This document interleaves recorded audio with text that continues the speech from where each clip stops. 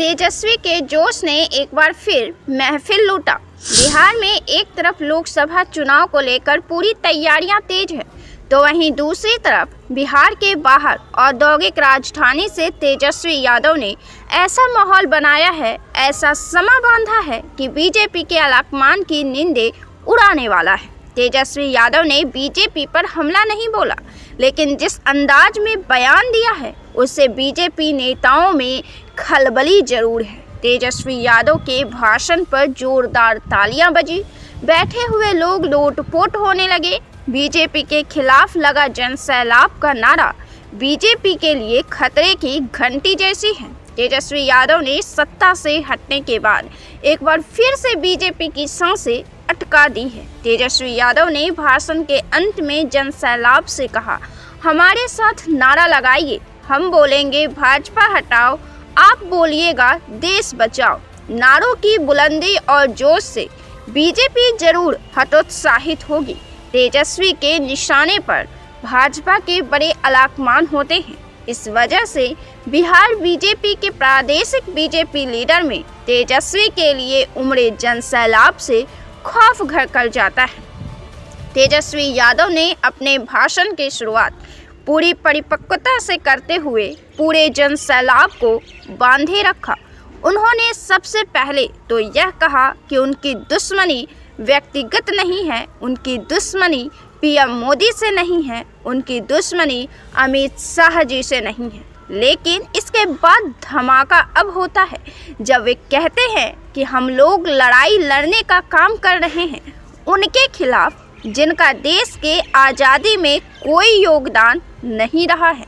तेजस्वी यादव ने राहुल की यात्रा की प्रशंसा करते हुए दो बातें कही।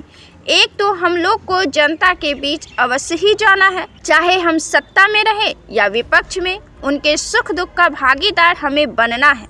तो दूसरी बात यह कह गए कि भाजपा के लोगों ने आम लोगों के बीच इतनी नफरत फैला रखी है कि उनके बीच जाकर हमें मोहब्बत की दुकान खोलनी पड़ेगी, उनके बीच से इस नफरत को हटाना पड़ेगा।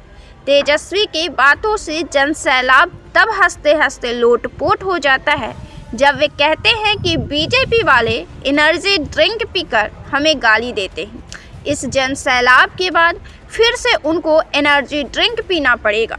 तेजस्वी यादव लालू यादव को भी लाते हैं और कहते हैं, ऐसे तो डॉक्टर साहब ने सेहत के हिसाब से उन्हें आराम करने को कहा है, लेकिन वे पीएम मोदी का दावा कर देंगे।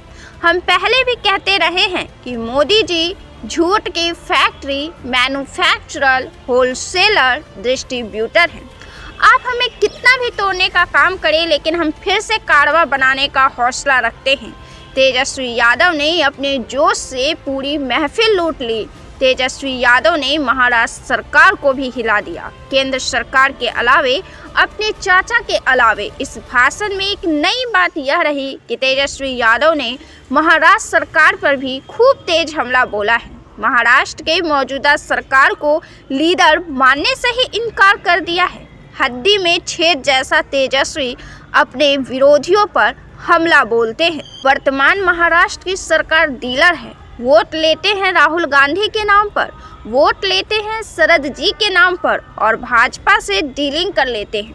तेजस्वी यादव ने जनता के दिलों को जीतने का काम करते हुए कहा है कि हमारा मानना है कि देश का सबसे बड़ा दुश्मन महंगाई, बेरोजगारी, गरीबी है। तेजस्वी अपने भाषणों के लिए काफ़ी लोकप्रिय हैं। उन्होंने अपने पिता की कदमों पर चलने की भी कोशिश की है। वह टसन और ठसन लाने की कोशिश की है जो लालू यादव में रहे हैं और लालू को लोकप्रिय बनाने में काफ़ी योगदान किया है। लालू यादव के भाषण पर उनके विपक्षी भी कभी मुस्कुरा देते तो कभी ठहाके लगा देते थे।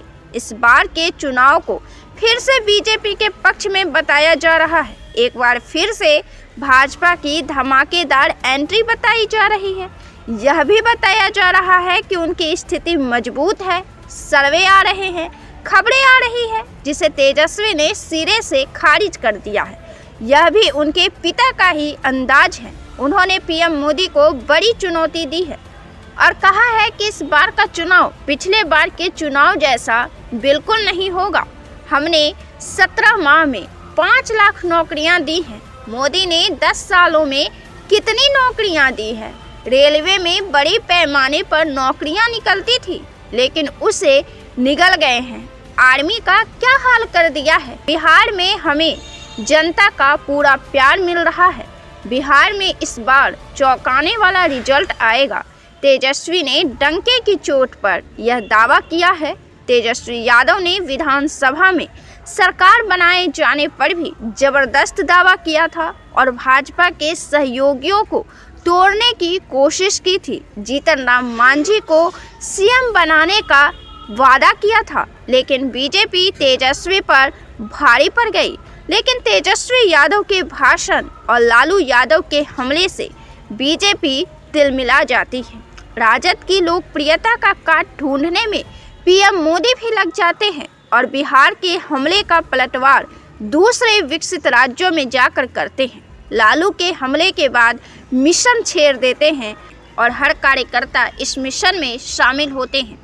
बिहार में लोकसभा चुनाव इस तरह से नजदीक आते जा रहा है, इसकी दिलचस्पी और उत्सुकता बढ़ती जा रही है। इस बार के दंगल में बिहार में और खासकर तेजस्वी यादव के सीटों पर सभी की निगाहें हैं।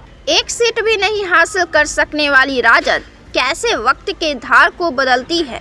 चौंकाने वाले रिजल्ट के लिए क्या दांव चलते हैं और बीजेपी की कैसे घेराबंदी करते हैं, यह देखना काफ़ी दिलचस्प है।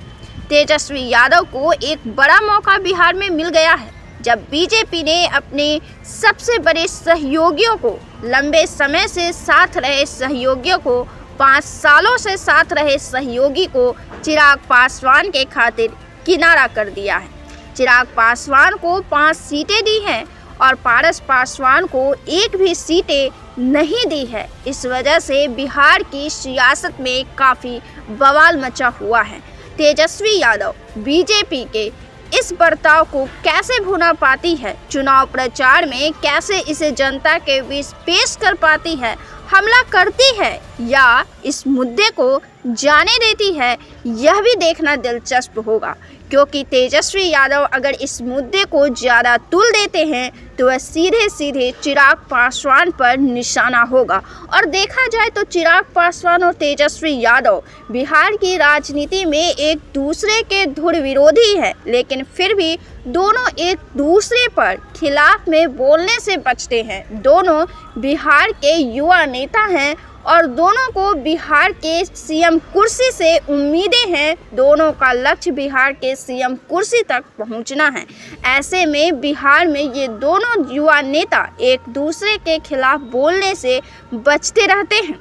बिहार की राजनीति आगे कैसी होती है, इस पर सभी की निगाहें हैं। आप इस तमाम मुद्दे पर क्या सोचते हैं? अपना जवाब जरूर दें। वीडियो को लाइक करें, शेयर करें, चैनल को सब्सक्राइब जरूर से कर लें। धन्यवाद।